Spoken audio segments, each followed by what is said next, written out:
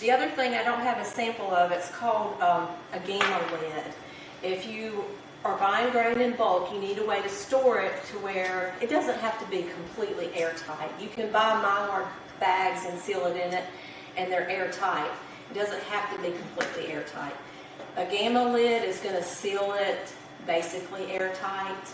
And what they are, you know the big plastic buckets you get at Lowe's, Home Depot, it usually has their logo on it. Those are the kind of buckets that you'll need. And what you want to do is look on the bottom of the bucket, and there's a triangle. And inside the triangle is a number. You want it to have a number 2, and that means it's food grade.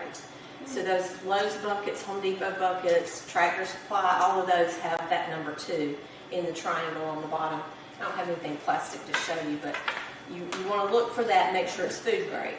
Well, the gamma lid, it fits on the top of that bucket. There's a ring that fits on the top of the bucket. And in the center of the ring is a lid you can unscrew. So you're not having to do this to those lids to pull them up off the bucket. So those are really handy to have. Sorry, I just put my hand in something.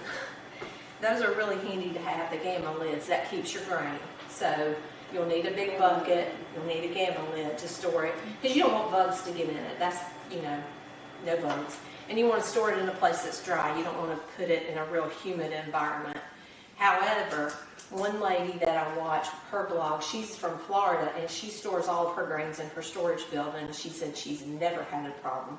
So it's hot and humid there, so she puts them in the bucket with the gamma lid, and she says they're good. Grains will last indefinitely.